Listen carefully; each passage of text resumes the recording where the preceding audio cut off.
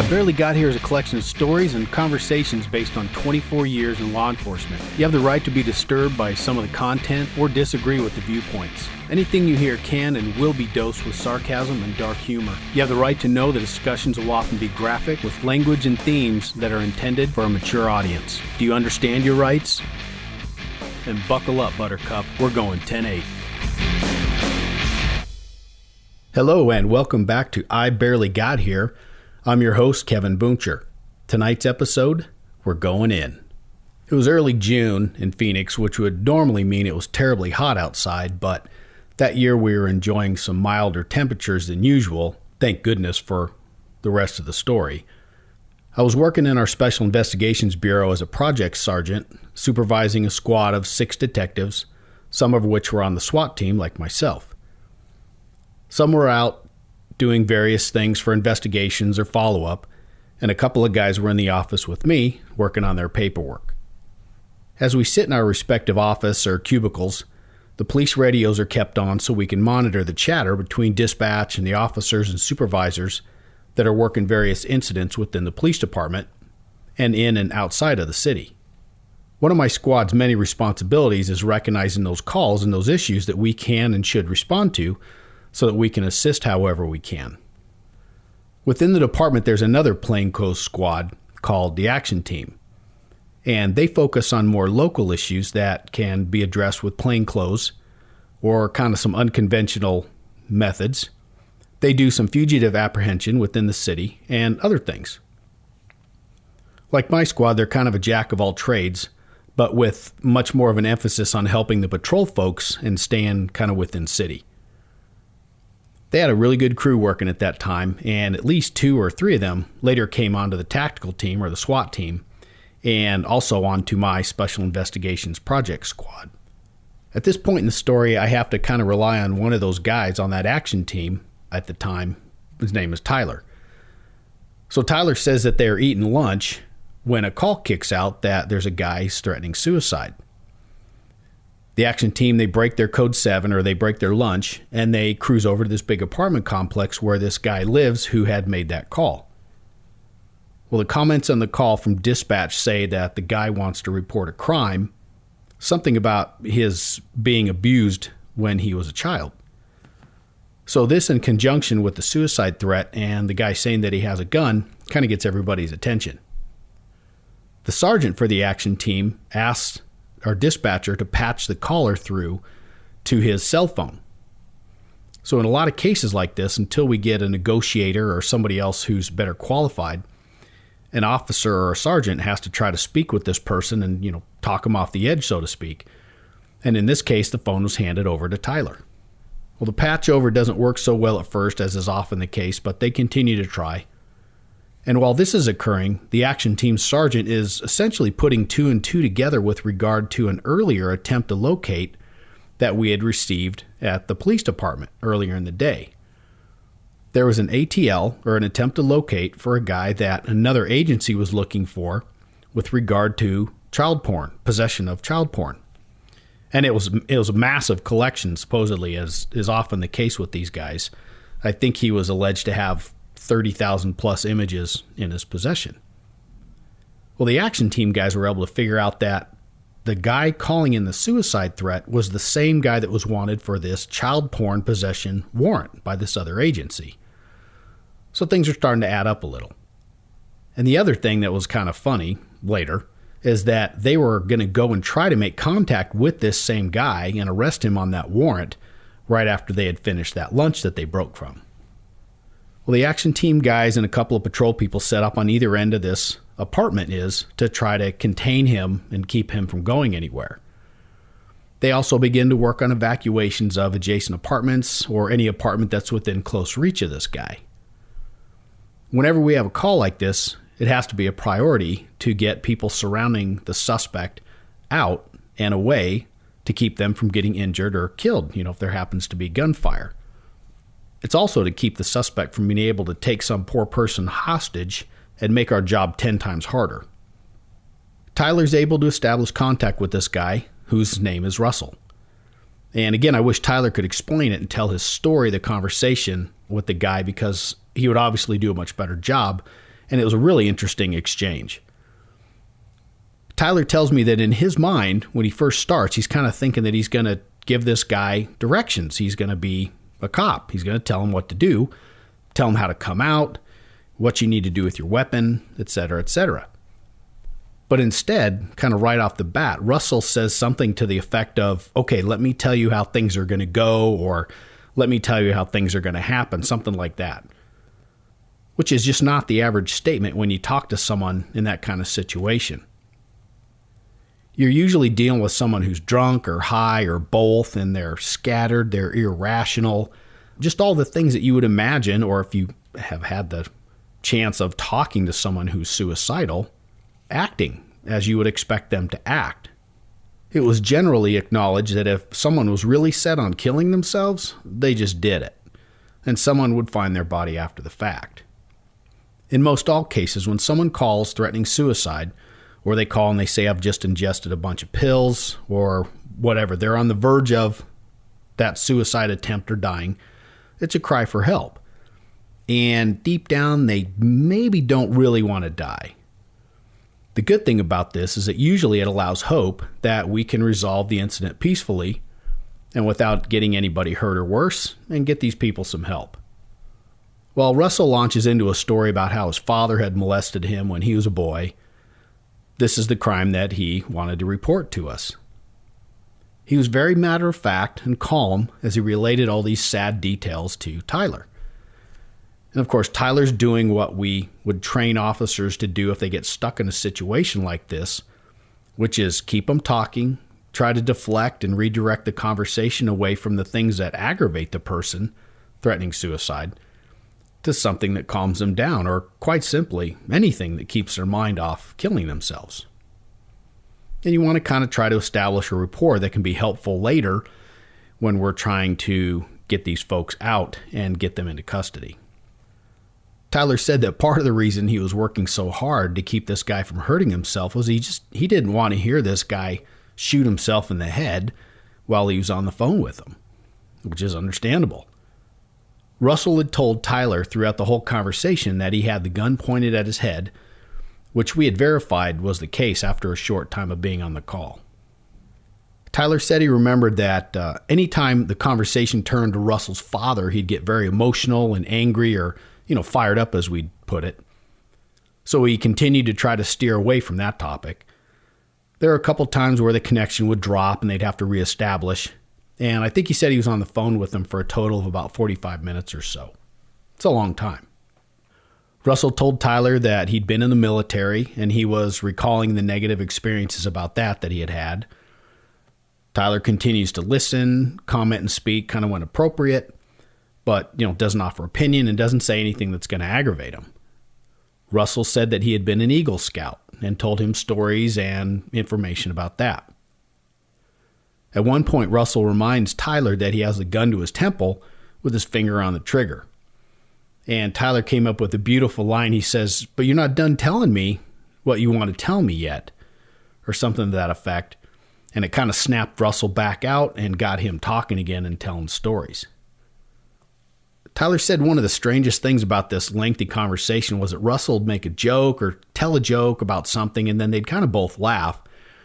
And that it was just such an odd and, I guess, morbid dynamic, speaking and joking with this guy who's suicidal and just so matter-of-fact and calm and could just literally kill himself at any minute.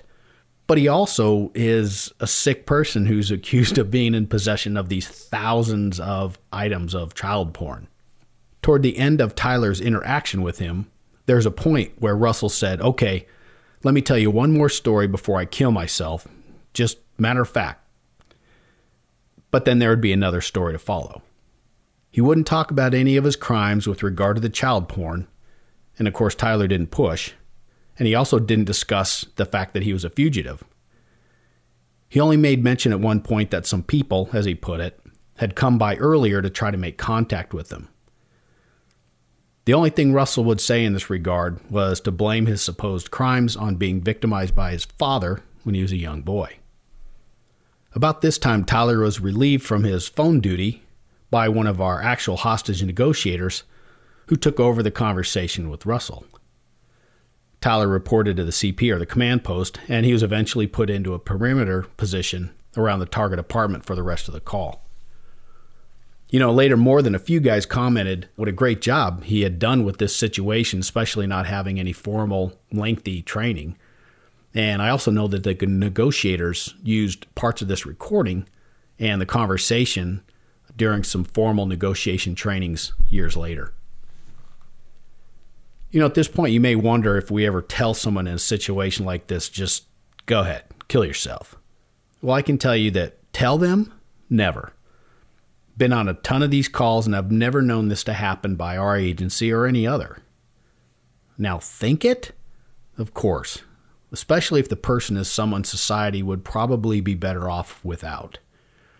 It sounds heartless to the outside observer, and I guess it's cold, but when you deal with these people over and over, and you know what kind of carnage and destruction that they've left in their wake as they've fumbled and screwed up through their life, it's pretty easy to allow yourself to think that way. And I can tell you from experience that after an 8 or 10 hour call out and it's 112 degrees outside, and you're listening to some moron who's high as a kite babbling on about losing his girlfriend because he beat her up for the 4th time, so he wants to kill himself, your patience with them is pretty thin. While Tyler was engaged with Russell on the phone, my guys and I had responded to the location and got set up pretty quick in an apartment that's just down the 2nd floor hallway from Russell's apartment, also on the 2nd floor. We relieved those patrol and action team officers who were already there, kind of sent them back to other positions, and put together an immediate action team and plan in the event that Russell came out with a weapon and or he just tried to leave the apartment. In a situation like this, we can't allow him to leave with a weapon, as there are just too many variables where he could hurt or kill someone else, especially in this large apartment complex. I mean, we can't evacuate the entire complex. And we have some less lethal tools available up there, but ultimately, if he forces the issue, we'd probably end up having to shoot him. Given the circumstances, the call was quickly made for dispatch to advise my boss, one of the SWAT commanders, and get him to mobilize the team and make this a full call-out, meaning that we got all hands on deck, not just my small contingent of SWAT guys. So all SWAT officers and sergeants, working or not, would get a text or a call regarding the situation and the location, and you're expected to respond as quick as you can. That's the part where you have to leave birthday parties or wake up at 3 in the morning to go to work, or any of the awkward and odd and sometimes frustrating times that you get pulled away from what you're doing to go to work. Almost immediately, it was clear that we had a legitimate crime, being that there was a warrant for Russell's arrest for possession of the child porn.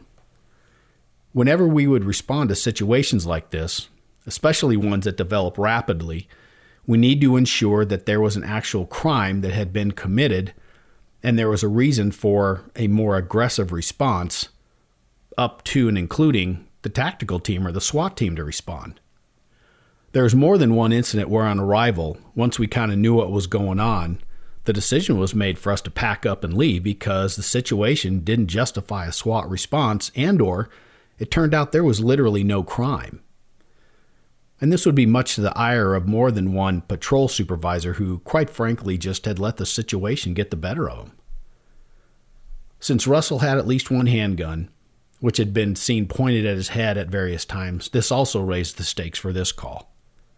After a short period of time, I had a good handful of guys with me in the apartment just down the hallway, and we had evacuations taken care of for most of the concerning apartments, and I had perimeter positions established on either end of the hallway at the ground level.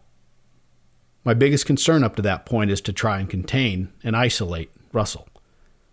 The main coverage that we have on Russell's apartment at that point involves an officer with a rifle, who we typically called a shield cover, and an officer with the shield, the ballistic shield, both of which are just outside the door of the apartment that we were in. They were set up right next to the door jamb with all their attention toward the target apartment door. The guy in the shield is typically knelt down, the shield's in front of him, and the cover officer is just kind of over his shoulder with the rifle. Their only responsibility is to keep an eye on that door and take any action that's necessary if he comes out, does something, tries to leave, whatever.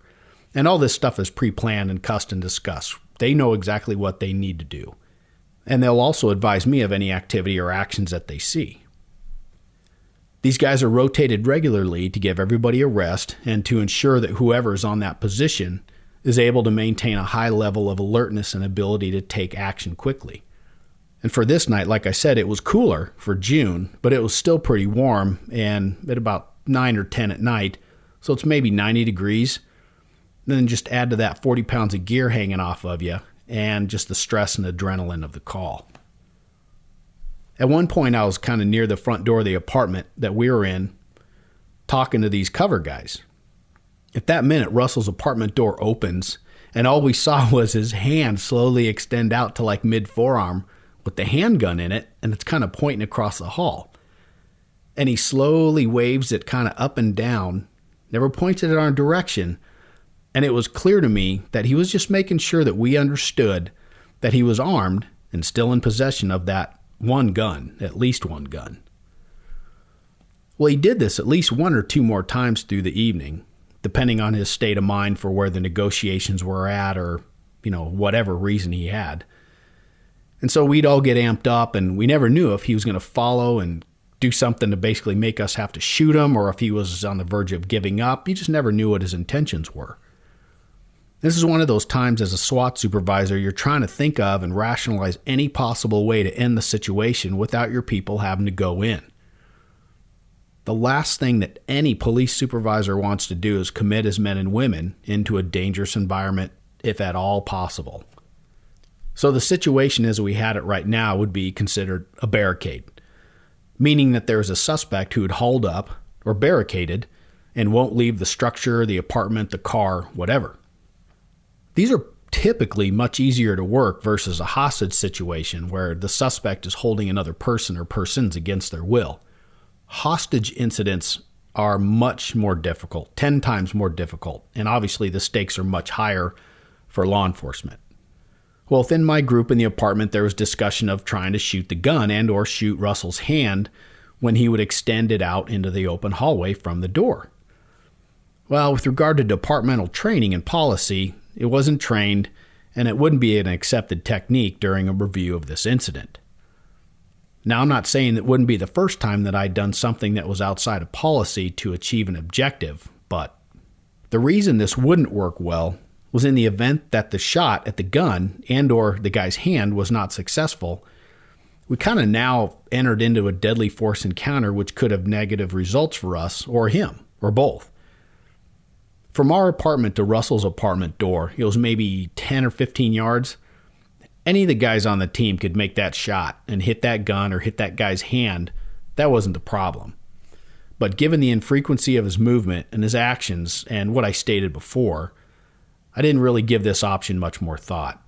This was definitely not one I was willing to do first and take my lumps afterward. As the night progressed, I brought more people and equipment up to the second floor. Some extra lighting, things of that nature. Some of the officers occupying the apartment directly across from the one that we had initially occupied at the beginning. We had options for gas, taser, other less lethal options, as well as explosive entry tools. The apartment across from the one that I was in was actually directly adjacent to Russell's apartment, so it shared a common wall. Well, this concerned me quite a bit, as we all know that bullets can easily go through a drywall wall easily. Those officers that were in that apartment had to be extremely quiet for the duration of the call out, so they didn't start taking rounds through that wall for some reason if he happened to hear something. Now, we used some other ballistic measures to minimize the chances of that occurring, but it was still sketchy and still cause for concern. That common wall also offered some options that we had discussed about deployment of gas, an alternate point of entry, etc. But it was determined that much of that wall was actually backed with kitchen cabinets and kitchen appliances, so it wasn't given much more thought after that. There are a few times through the evening where Russell would go out onto his back balcony and he'd just crank around off into the air. Or one time he cranked around into the roof of the balcony. So this generated a lot of discussion as to whether it gave us justification for one of the snipers to shoot Russell if and when he did this again. Because when somebody fires a round into the air, it comes down somewhere. Think of all those celebratory guns firing into the air on a holiday, and it can get scary. There have been cases where one of those rounds has come down and hit and killed someone. And one of those cases occurred here in the Phoenix area years ago. So the SWAT commanders kind of cuss and discuss and come to a decision as to whether or not Russell's actions of coming out and shooting into the air, or the one time into his own balcony ceiling, would justify a lethal response from us, even if it's not directly at a person. Well, they eventually came to the conclusion that that was not an action that we were going to take. So that was off the table. There aren't a separate set of rules for a police sniper. All that red light, green light crap that's in the movies or TV is just that. It's junk. There are circumstances where the use of deadly force, in this case, their scoped rifle, is justified to use to prevent a suspect from seriously harming and or killing either the officer on the rifle or another person, whether it be an officer or a citizen. If Russell came out on the balcony and pointed the handgun at another person who happened to be near that balcony, he would have been shot. If he came out and pointed his handgun at the sniper position and they felt that he actually had seen them, he would have been shot. The whole red light, green light thing does have a bit of truth. Let's take this to a different level or call. We had a call out where we began to serve a search warrant at a townhouse, but the suspect inside fired rounds at the officers that resulted in a standoff just inside the townhouse. As things progressed and the SWAT team responded, he got more violent, making deadly threats, and it was determined that he was actually holding his girlfriend hostage inside, threatening to kill her. Well, based on the circumstances, we knew that he had the ability, he had a bunch of guns in there, and the means to kill her. And he was obviously high, and he was completely unpredictable. So at that point, it was confirmed with all the officers on the scene, which basically was just all tactical people around the townhouse, that if there's an opportunity to take a sure, debilitating shot on the suspect, you took it. The reason everybody seems to focus on the sniper position is that frequently in a situation like that, that's the person most likely to get that opportunity to take that shot. Suspects in incidents like this are hyper aware of the police that are outside, and they usually do a good job of hiding and using their hostages as a shield to keep from getting shot by us. Police snipers are able to take that long-range precision shot with a large caliber rifle from usually a hidden position that's unknown to the suspect, unlike the rest of us who are staggered and around the scene. So it just makes sense. And I will tell you that from training and working for 20 plus years with these guys, they are nearly infallible in their ability to make those must-have shots. A sniper/observer team, which is how they're nearly always deployed, spends the vast majority of its time as observers, or Overwatch as we call them as well, providing valuable information to the rest of the team. These men and women are very good at locating and setting up in a position of concealment or cover, and then utilizing their rifle scope and a good set of binoculars to observe. They roll on and off their own rifles during the incident to stay fresh and ready to take that lethal shot immediately if it's necessary. So one of the two is always on the rifle and ready to go. You have to have a great deal of patience and fortitude to be successful as a sniper. The next time that you watch a movie involving a police sniper doing some crazy crap, think of the time that one of our snipers was set up during a miserably hot and humid 12-hour call out, throws up over the side of the roof because he's sick, and then he stays there and performs the rest of his duty for hours until we finish the call out. It is nasty. Back to this story. During lulls in the incident, we're all brainstorming and trying to think of a way to end it without any serious physical injury to Russell or, of course, ourselves. There was discussion of gas and how to deploy it.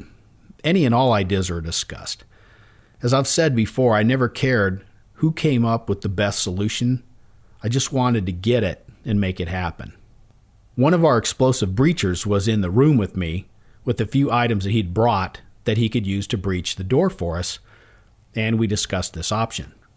Everybody was in agreement that if and when entry needed to be made into the apartment, it needed to be done with an explosive breach. There's a few ways to gain entry through a door. The one that we often overlook and laugh about later is if it's unlocked, you turn the doorknob and go in. But that's usually not the case. The other ways are a door ram, which I've discussed. Pry tools. You can kick the door with your foot. There's a couple other things. The problem is most of these are not a sure, positive, immediate breach. And with nearly all manual breaching methods, such as these, officers sometimes get hurt during the attempt.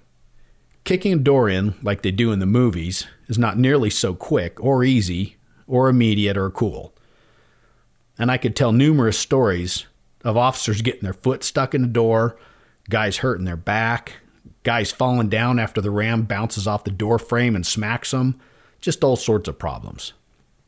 And so when I use that term kicking doors, it's typically not boot on door, it's typically just breaching the door. Explosive breaching's been around for a long time, but civilian law enforcement hasn't used it very frequently due to the potential for a bad image with the public and, quite frankly, fear of the unknown by the administrators and city leaders. Statistically, though, explosive breaches or explosive entries are always much safer with regard to the police officers that are on the scene, and they rarely cause or produce injury to the occupants that are inside. The officers that are trained as explosive breachers know what they're doing. They have a vast variety of methodology and methods to achieve a positive breach in just about any situation. We never came up against anything that they couldn't overcome. There's a saying in that industry that anything can be accomplished with enough explosive. In our case this night, we were dealing with a metal skin door and locking mechanisms that were fairly well built. In the event that we'd need to get into the apartment immediately, we'd need to have that door breached immediately. And an explosive breach is the only way to accomplish that. That said, the charge has to be set on the door prior to us needing it done, whether it's hours in advance or seconds before. This presents a problem in that we have to make an approach to the door and hope that that's not the time that he decides to stick that gun back out into the hallway. We also have to hope that once the charge is hung, as we call it, that he doesn't discover it's there and mess with it or take it down or who knows. Regardless, there was no other option, and we decided that we needed to get this charge hung on the door so it was ready when we needed it. We come up with a plan, and I choose a couple people to implement it to get that breacher down to the door with plenty of cover because his hands are full of equipment, not a gun, so that he can hang the charge as safely as possible. The CP or the command post is notified. We ask for people, keep the radio clear in case there's something that happens unexpectedly and we need the radio channel, and then we put the plan into motion. Well, I watch from the apartment door as the team moves up, the breacher places his charge, and then they back up and make their way back to the apartment across the hallway from me. And they pulled it off as about as perfect as you could. Now that the charge is hung, it does put us in a bit of a time constraint. The longer amount of time that goes by, the more chance of discovery of the charge by Russell in some way. Or, quite frankly, that it dislodges from the door for some reason. And as it is an explosive charge on the door, and Russell could technically pull it inside, we do have a way to disable the initiation or the initiator so that Russell wouldn't be able to blow something up with it. At least that's the theory. As with all things in police work, we can't stay on things forever, and actions have to be put into motion. Everyone was fairly certain that Russell was not going to comply or surrender. He knew, as we did, that the charges he was facing would keep him in prison for the rest of his life. And as I've discussed in previous issues on the podcast, people that commit crimes like this are not treated very well or looked upon very well within the prison system. During numerous discussions with the CP, it's relayed to me that via a surreptitious device that we were using, we were able to determine that there were numerous times where Russell would put the handgun down and walk away from it. The decision's made that we're going to initiate an entry to take control of Russell during one of these periods where he is distanced himself from that handgun. And with that, I'm told, prepare your entry team and prepare your breacher for a breaching charge and any other contingencies that you need to come up with. I understood the reasoning and the timing for the decision that was being made, but I wasn't very happy knowing that I needed to send my guys and me into an apartment to face a guy who literally has nothing to lose. My belief from the beginning of the call out was that he wasn't strong enough to take his own life, or he would have done it already. No, I think his intention was to force our hand and commit suicide by cop.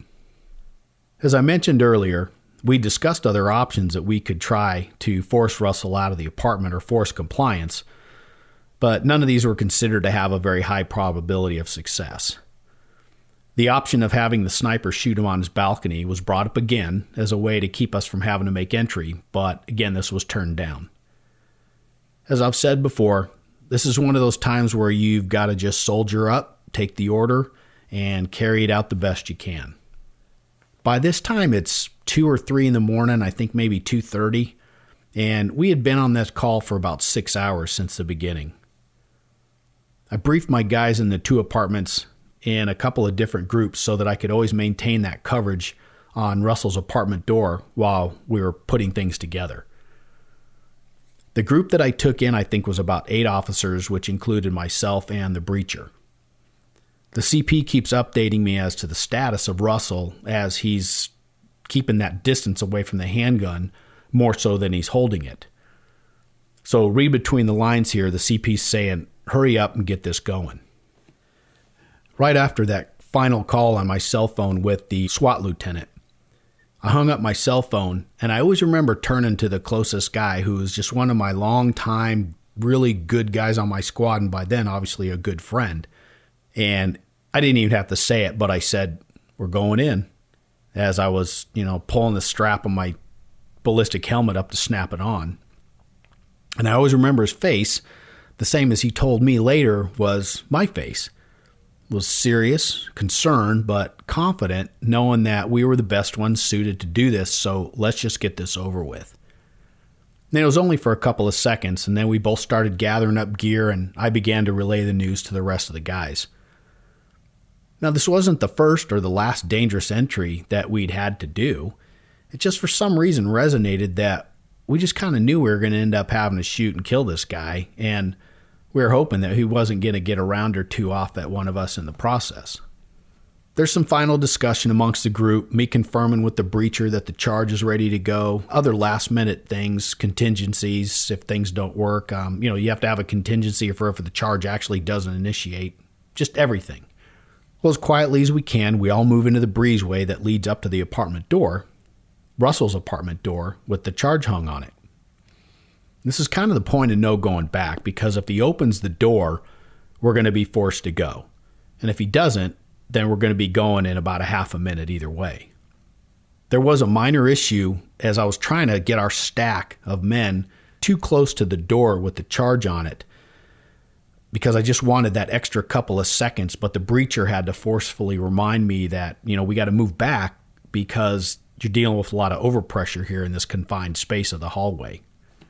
During the use of explosives, training or real life, we have to ensure that we have eye and ear protection as well as at least one ballistic shield that we all stack behind when this charge goes off to try to prevent injury. And I recall moving up and down my stack of guys to make sure that they all had their eyes on, their glasses, eye protection, and their ears, their foamies or rubber or whatever else they stuffed in their ears for protection. But I later found after the dust settled, I hadn't put my own ear protection in.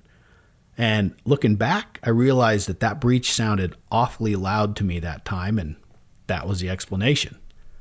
The CP's on the radio reminding me to get this going, as there's still that large distance between Russell and the one known handgun that he has at that time.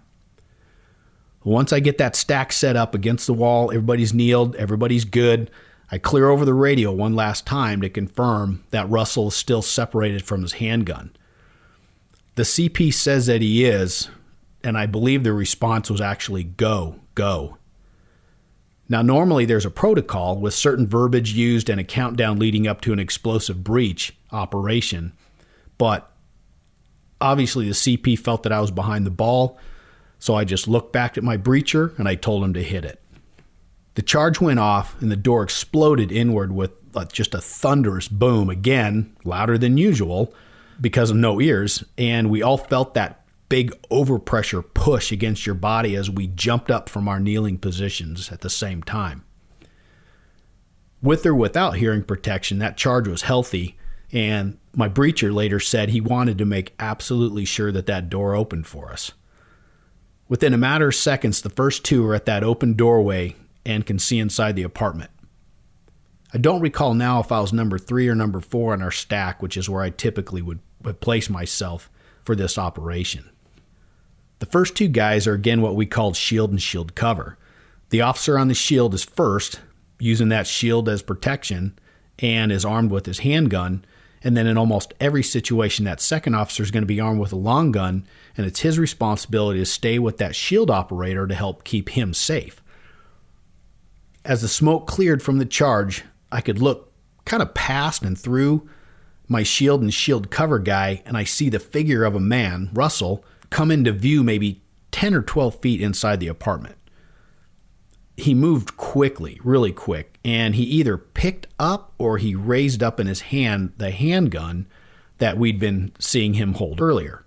Now, given the totality of the circumstances, this is a fairly clear-cut use of force issue where we're forced to use deadly force.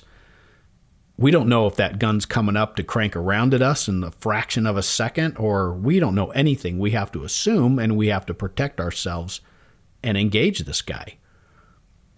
Well, the shield and shield cover positions are the only two in a position to engage him, and they do so. Both officers fired, I don't remember, 2 to 4 rounds each, I think, and most of those rounds hit him. This call out, this was the closest that I ever was to seeing somebody get shot. I clearly recall the bluish-gray smoke kind of still hanging in the air from the charge on the door, and I remember Russell moving through the apartment with that gun in his hand so quick, and the lights from the rifle and the shield and the handgun kind of lighting him up. It's just kind of surreal. And then hearing those rounds go off as they fired. And I remember seeing his shirt. He had a T-shirt, and I don't know how to explain it very well, but like these little puckers or puffs as the round would hit the cloth on his shirt and then go into his body, obviously.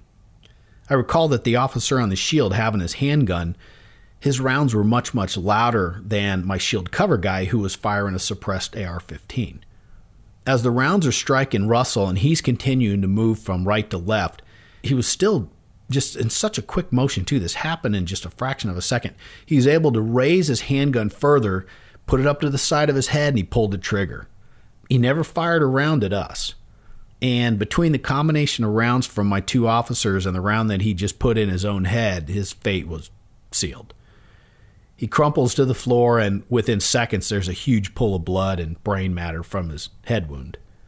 Simultaneous with our breach of that door, another couple SWAT officers were tossing NFDDs, or noise flash diversionary devices, from that ground level onto Russell's balcony as a distraction. You know, the whole idea is to present such an overwhelming and shocking show of force and stimulus in a matter of seconds that it causes enough pause in the suspect for us to be able to take control of them without anybody getting hurt. In training, we're exposed to numerous NFDDs while we train structure entry and clearance work or whatever, so that we won't be surprised by that 175 decibel bang and that 6 to 8 million candela flash. And I think looking back as far as entries go, we planned it about as good as we could have, I thought. From the time that we initiated the charge to breach the door to the time that Russell was dead was maybe 6 or 8 seconds. After engaging him at the doorway, we have to move forward into the apartment to take control and secure Russell and to ensure that there's no one or anything else dangerous or maybe somebody hurt inside the apartment. My shield and shield cover guys move past Russell because their job is to always present the face of that shield to the most obvious or dangerous area of a structure or entry, and it's pretty obvious that Russell is no longer a threat to us. A guy from the stack stays over Russell's body, as any time that we shoot anybody, we never assume 100% that they're down for good. So you park a body on a body to stand watch until the structure or area is deemed safe. As all this is going down, I'm updating the situation over the radio. At one point I say we have one suspect down, stand by, and just as we train, the stack flows into the apartment. The guys, that weren't right at the front, they're ignoring that dead body because I got somebody on him, and they're just rolling right in and taking their respective area of responsibility to clear and ensure that there are no other issues. And as this happens, the guys will call out clear for whatever particular area they happen to be in. In a larger structure or area, we'd get more detailed by using our name and the area so it was understood exactly where and what had been cleared. But this was a pretty small apartment, so name and clear, just clear actually. Within about 30 seconds, we had the rest of the apartment cleared with a secondary search, as is always done, and I updated once again on the radio. We had the one down, all our guys were okay, but we did need TFD up there, the medical folks, to get up there and tend to the suspect. Although everyone knew that this was nothing more than a declaration of death on their part because there's no life-saving to be done on this guy. But it's all protocol and it's all what you do, and everybody understands the process. A couple of SWAT and patrol folks come up there to relieve us so that we can detach from the scene for a minute before the investigation begins, and then we're all going to have to be interviewed and processed ourselves because this is an officer-involved shooting. So I clear my guys from the apartment and the other apartment across the hall. We gather up as much gear as we can carry, and then we head down the one set of stairs to go to the CP for further instruction. Well, as we're walking down the stairs, we notice one of the SWAT commanders, who also happens to be a really good friend of mine from the department, is waiting at the bottom of the stairs. As we get to the bottom of the stairs, he kind of engages us with some chit-chat. You guys okay? Just trying to check on us. And we notice there's a guy walking toward us. Now, the majority of this area had been taped off, coned off, everything off to keep people away from where we were dealing with this Russell guy, and so we could keep people safe. And now this man, who's seemingly disregarding all of these safety features that we put up, was now within just a few feet of where we stood at the base of the stairway. Well, it's not like this is an uncommon occurrence for call-outs or large investigations. We could light up the place like Times Square, and there would still be someone who just can't understand why they can't go where they want to go.